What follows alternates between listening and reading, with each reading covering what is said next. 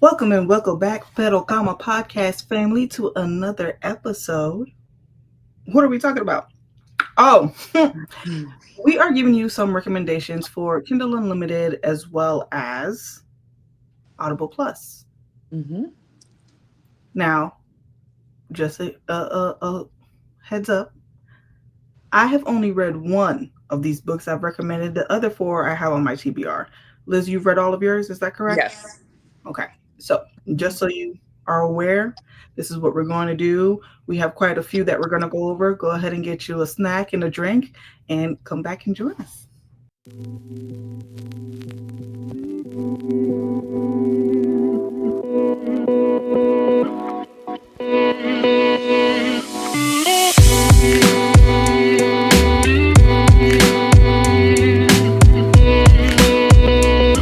All right. So, the first book I am recommending is a book I have not read. It's called The Inheritance Games.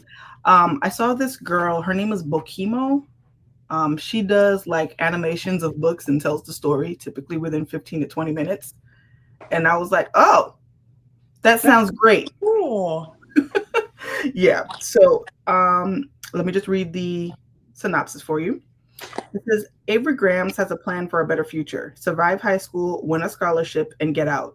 But her fortunes change in an instant when billionaire Tobias Hawthorne dies and leaves Avery virtually his entire fortune. The catch? Avery has no idea why or even who Tobias Hawthorne is. To receive her inheritance, Avery must move into a sprawling, secret passage filled Hawthorne house where every room bears the old man's touch and his love of puzzles, riddles, and codes. Unfortunately for Avery, Hawthorne House is also occupied by the family that Tobias Hawthorne just dispossessed. This includes the four Hawthorne grandsons, dangerous, magnetic, brilliant boys who grew up with every expectation that one day they would inherit billions. Billions, y'all. Her heir apparent Grayson Hawthorne is convinced that Avery must be a con woman and he's determined to take her down. His brother Jameson views her as their grandfather's last hurrah, a twisted riddle, a puzzle to be solved.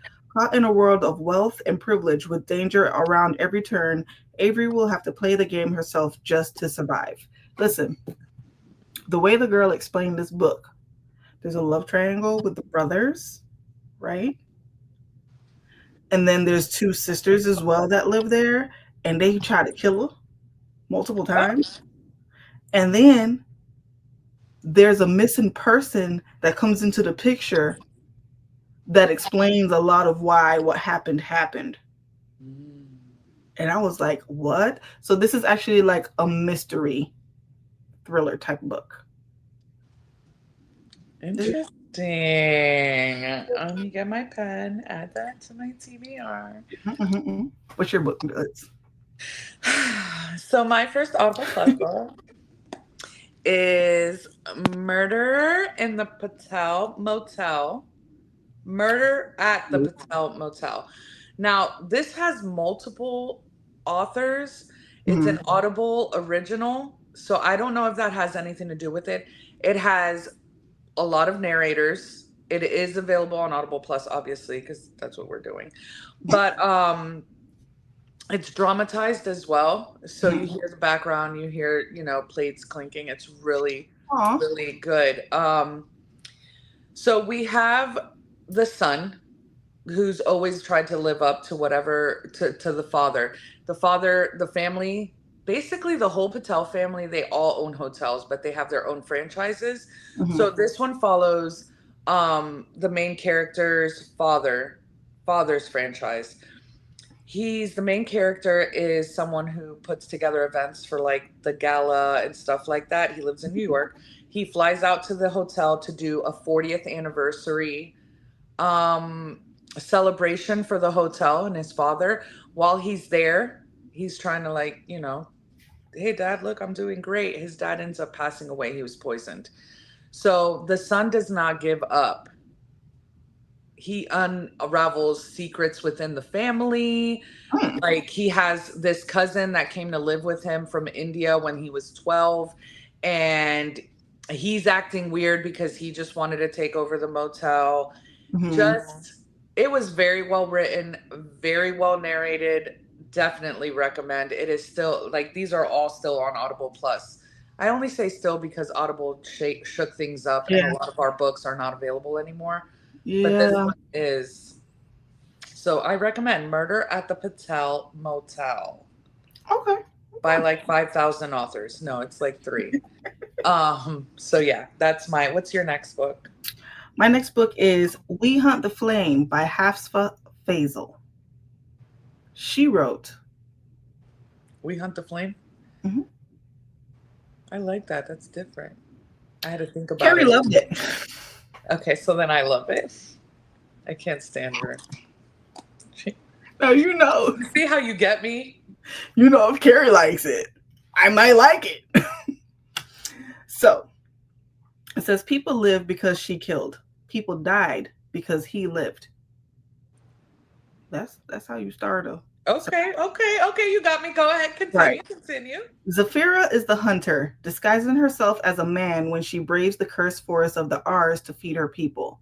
Mulan. Nazir is the prince of death, assassinating those foolish enough to defy his autocratic father, the Sultan. If Zafira was exposed as a girl, all of her achievements would be rejected.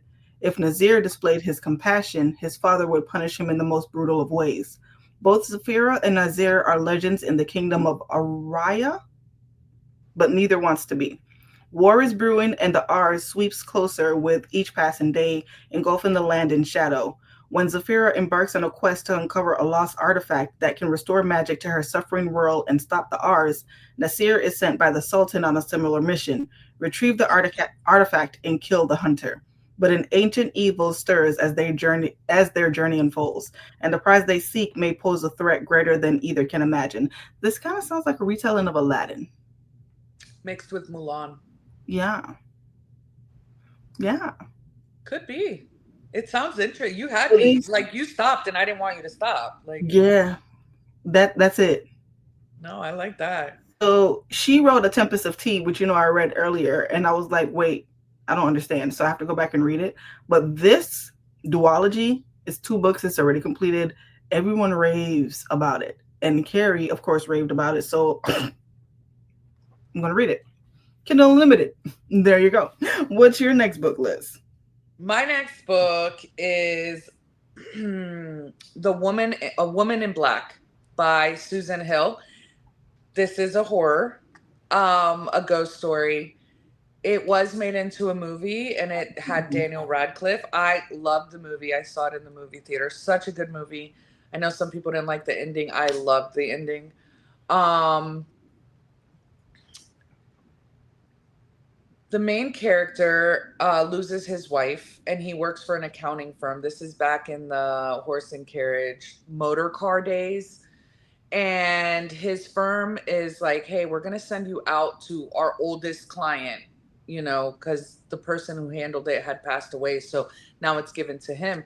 He's like, we just needed to go out there, get the state ready so we could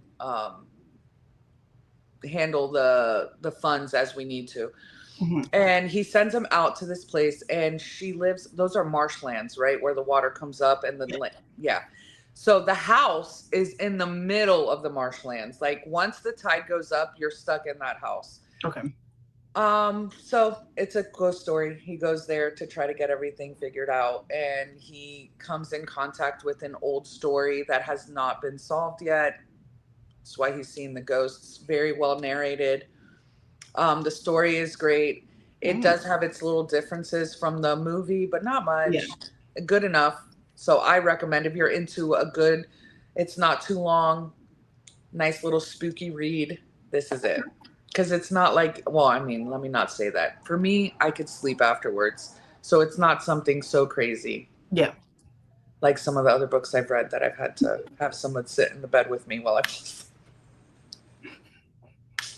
Horrible. You're never too grown for Never. comfort. That's how I felt about the Whisper Man. All the lights were on in my house. We were just talking about that. The girls, we were all together and they were like, you remember when mommy would make us lay in the room and we had to be like, oh, whose turn is it? When Mm. we first moved in here in the sticks. Oh. Mm. Anyways, next book, Collette. My next book. Let me tell you how I discovered this book. So I discovered Ursa Dax. She wrote The Cowboy.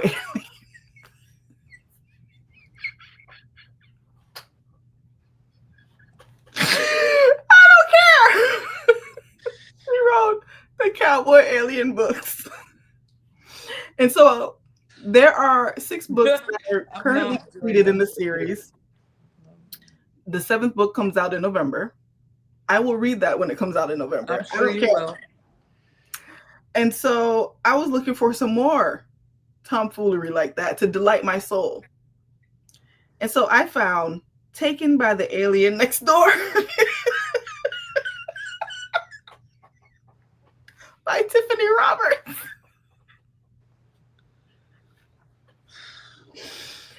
And also, this is a BBW story. Mm-hmm. Let me read it for you. Please do. Please do. An undercover alien, a curvy human female he's desperate to claim. 1 month to make her.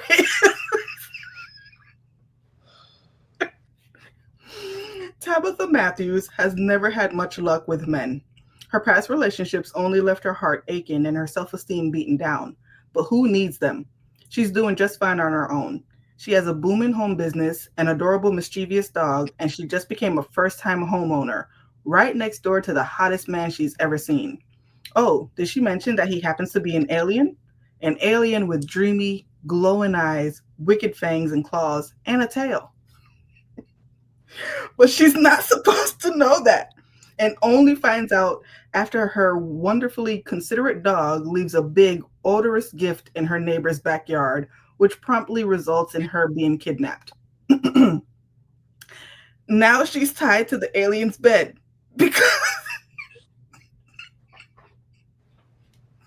what? What? Now she's tied to the alien's bed because, of course, he comes to Earth in search of a mate, and he wants Tabitha to fill that role. More specifically, he wants her to carry his baby. At least it's just one baby at a time. Saying he's moving fast seems like a bit of an understatement. Is Tabitha willing to accept her alien abductor as a mate? Is she ready to be a mother? And he's generous enough to give her 4 whole weeks to decide. It's not like it's the big Generous enough. or anything, right? Generous. You have me tied to the bed, but I'm here for the foolishness, and I know I'm going to enjoy it. That is Taken by the Alien Next Door. What's your next book, Liz? I don't even know if I have anything to follow I that should up. have saved that for last. That would have. Yeah, I don't even know if I have anything to follow that up. Anyways, let's go back to reality, guys. My next book is Broke Down Profits, Uh-huh. and this is by S.A. Cosby with Kevin Hart. Mm. And it has multiple narrators. It is dramatized. And let me give you a little description of the book. Meet Preach, Digit, and Maria, three lost and damaged souls trying to make it on the streets of New York City, running petty scams to stay alive. A twist of events changes their lives forever when they accidentally kill a man connected to the mob and find a small fortune. Now on the run, the trio tries to escape a notorious hitman called B-Boy. Along the way, they run into more shady characters and more trouble.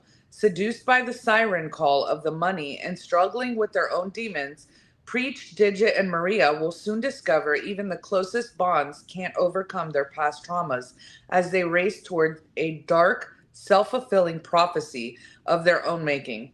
This fast paced, down and dirty, and supremely witty dark adventure will take you on the ride of your life, like the moment you hit play and the second these outlaws hit the road. Mm-hmm. I enjoyed it. I enjoyed it.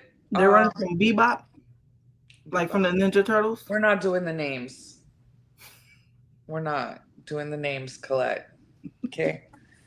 Because wintertime takes it for me with Kaiser roll toast. You know, it's fine. Anyway, So that is available on Audible Plus. It is an Audible original, Mm-hmm. dramatized. Narrators did a great job. It's like watching TV in your ear, listening to TV, whatever. You know what I'm Always trying playing to in your head. say. Mm-hmm, mm-hmm. So, your next book. My next book Oh god. is The Sword of Kaigan by M.L. Wong. Okay, we're good. We're good. This was recommended to me by Smitty. He loved it. Oh, he's such a. I know. Um, okay. It says, on a mountainside at the edge of the Kaiganese Empire lived the most powerful warriors in the world, superhumans capable of raising the sea and wielding blades of ice. For hundreds of years, the fighters of the Kosangi Peninsula have held the Empire's enemies at bay, earning their frozen spit of land and the name the Sword of Kaigan. Born into Kosangi's legendary Matsuda family, 14-year-old Mamaru, I know I'm butchering these names. They are like Asian names. I apologize. Um, 14-year-old Mamaru has always known his purpose to master his family's fighting techniques and defend his homeland. But when an outsider arrives and pulls back the curtain on Kaigan's alleged age of peace, Mamaru realizes that he might not have much time to become the fighter he was bred to be.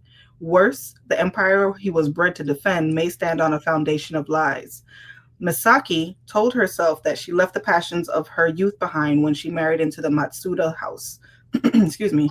Determined to be a good housewife and mother, she hid away her sword along with everything from her days as a fighter in a faraway country.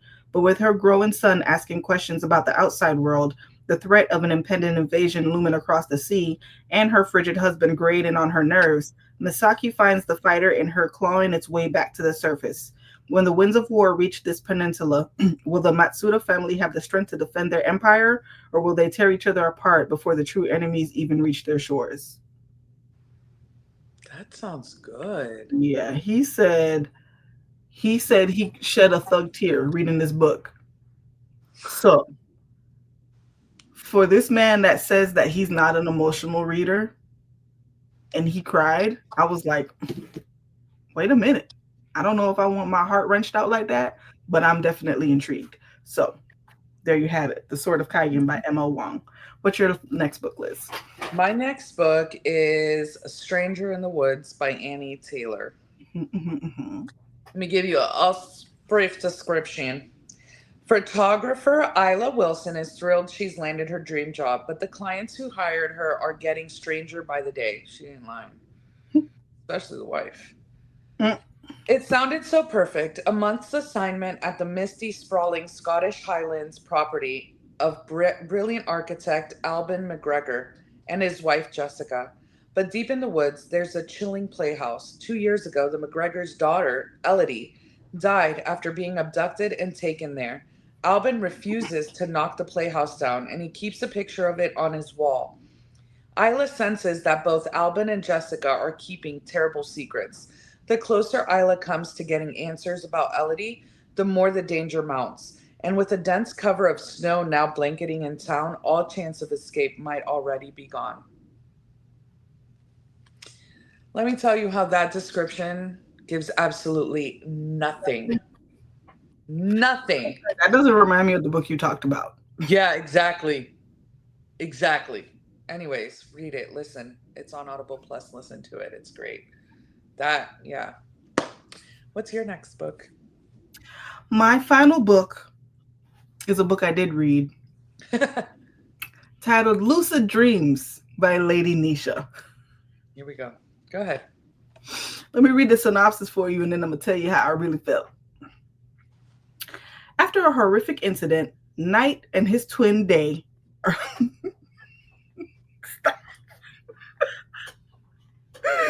Night and his twin Day are left to fend for themselves. Living recklessly in the fast lane, the twins flirt with danger, not caring about the aftermath of their actions.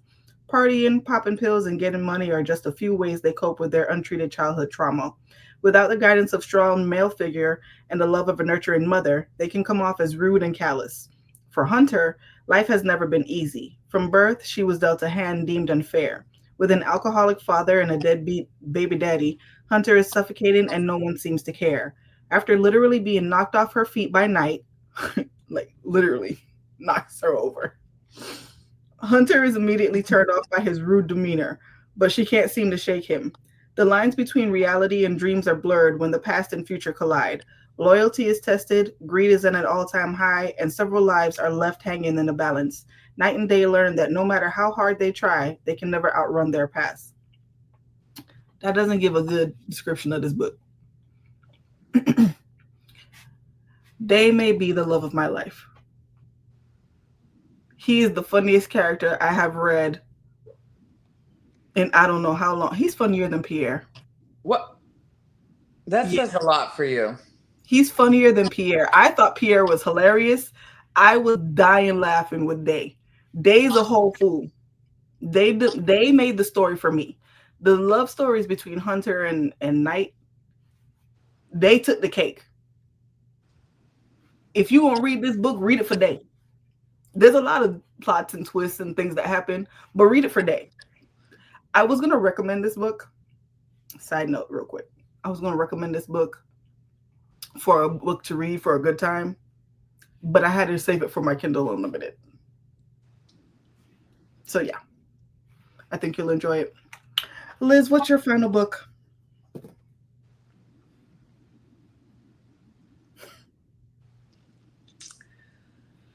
I picked this book because when we went to the Black Romance Festival, the line to see this author was redonkulous. From what Collette told me, the author ended up staying later. Like it was. Now, I did not read the book that everybody was there for, but I did open the door for this author to become a permanent fixture in my reading world. It is called What a Wicked Way to Treat the Woman You Love by Jacquel J. I was introduced to hood novels last year by Collette. You're welcome. The year before. And she has yet to read a Jacquel J book. I'm not doing it. Because she says she refuses to be sucked in. I willingly got sucked in. And let me tell you a little bit about the book that sucked me in. Tiffany, Tyresha, and Mezzy all have one thing in common: putting up with men that don't deserve them. Tiffany decides enough is enough and flees to Miami to start a new life with her daughter. While she thought she was escaping her problems back in New York, she's faced with a whole new set of problems waiting for her in sunny Miami. The palm trees aren't the only thing that's shady. Mezzy thinks being the side chick is having it all. She has the house, money, and her meal ticket, her son, for the next 18 years. She soon realizes that being second doesn't compare to being number one in her man's life. So she falls head over heels in love with him. Although he wasn't the best man to Tyresha, he isn't going to let her leave easily, especially because Moses happens to be Tone's connect. While demanding what they're worth, they all end up in a web of deceit, drama, and betrayal. I'm going to show more, but nothing happens. So you messing with your man's connect? You messy. That's the other girl's name, Mezzy. Okay. She's the Liz called me incessantly about this book. She ate it up. I did. And I'm like, you know what? I can see why. Like, I have not read the Delgato series. I'm not going to do it yet. But, you know, I might just tiptoe over there, put a little toe in the water and see. You tell me about it. I ain't going to do it. I might. So, yeah, that is my last book. Do you guys have any Audible Pluses or Kindle Unlimiteds that you want to recommend to us? Please, we're always open to adding to our TBR. Absolutely. It's one of our favorite hobbies. Probably not our husbands so much to appreciate our hobby, but whatever. So thank you guys again for joining us and sitting here with us, snacking and drinking with us while we talk over these books. Please like, share, subscribe, and follow us on all of our socials: Facebook, TikTok, and Instagram. We Yep. appreciate each and every one of you, and we hope to see you guys next time. Bye.